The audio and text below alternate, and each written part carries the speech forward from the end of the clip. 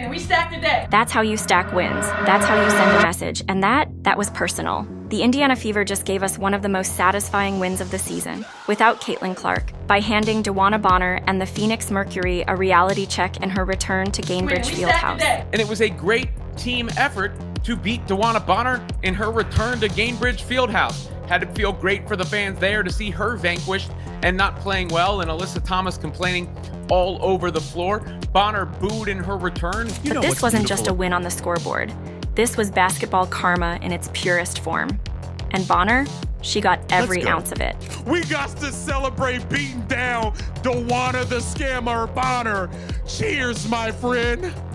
Cheers, buddy. DeWanna Bonner, I just want to start here. You stink. You stunk it up. You caused all that ruckus. I thought you stopped shooting threes hitting the side of the backboard when you took the Indiana Fever jersey off. Welcome back, quitter. Let's rewind. DeWanna Bonner left the Fever mid-season, thinking she was upgrading to a real contender. She dipped. And it was personal. She bailed. Foul on Sophie Cunningham. That is her first team second. Coming in from Phoenix, number 14.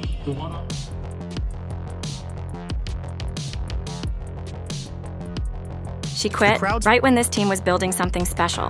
Fast forward to her return, and the crowd at Gainbridge let her have it. Loud boos every time she touched the ball.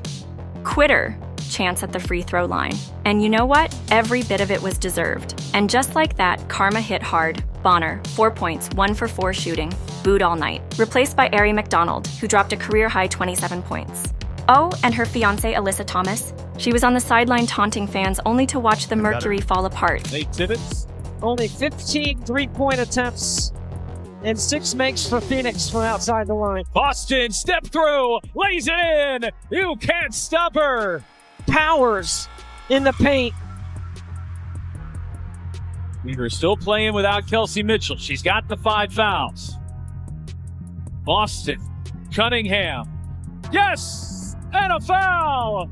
Sophie Cunningham! You couldn't script this better if you tried. Aari McDonald. Built for this, Aari wasn't even on the Fever's roster to start the season. Now, she just made Fever Nation forget DeWanna Bonner ever existed. The former Arizona Wildcat went 10 for 10 from the line, sliced through the Mercury defense like butter, and played with the fire we never saw from Bonner in Indiana.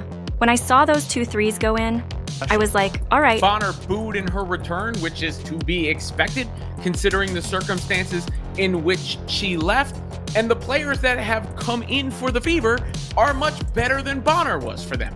Aari McDonald has been a revelation. She was great in this one again. And Khloe Bby looks like a perfect fit. So all in all, Fever fans have to feel pretty damn good about that win. Let's go. It wasn't just McDonald either. The cast of replacements showed out. Khloe Bby signed on a 7-day contract, hit a huge 3, dropped 10 points, and played like she belonged. Sophie Cunningham, monster 4-point play, 12 gritty points, and her trademark toughness. Dantas embarrassed Alyssa Thomas with a spin move so slick it belonged in a highlight reel. And the irony? These players were signed with the cap space Bonner freed up when she walked away. Aaliyah Boston, the closer, then came the closer. With the game in the balance and Caitlin Clark sidelined, Aaliyah Boston turned into a one-woman wrecking crew. She had already been rock solid all game, but in the fourth quarter, she erased the Mercury. On points in the fourth alone, a personal 10-0 run, finishing through contact, sealing the paint, making them pay. Every bucket Boston scored was a statement. This is her team too. The Mercury had no answer. She was dominant. She was surgical. She was inevitable. They thought we were only about Caitlin Clark. Nah, we're way deeper than that. That's 4 straight double-doubles for Boston, a career best streak, and proof that she's transforming into a true franchise cornerstone. Alyssa Thomas, loud wrong. While all this was happening, Alyssa Thomas was busy, taunting Fever fans. She told sections of the crowd, Bonner joined a real team. Real team? They just got embarrassed. Thomas looked like she was trying to play the villain. I think she handled it well. I don't understand, she's a legend, and just all the things that she's done for the league, and just the disrespect, I can't get down with it. They booed her. She didn't say a word to the crowd. People talk some trash to her, but we had her back. But it's just very distasteful for what their fan base is doing as far as when it comes to DB, because it's like she's just the sweetest soul, and the situation didn't work for her, and you know that's just not what she wanted or whatever. But it's just, we don't need all of that. It's just unnecessary.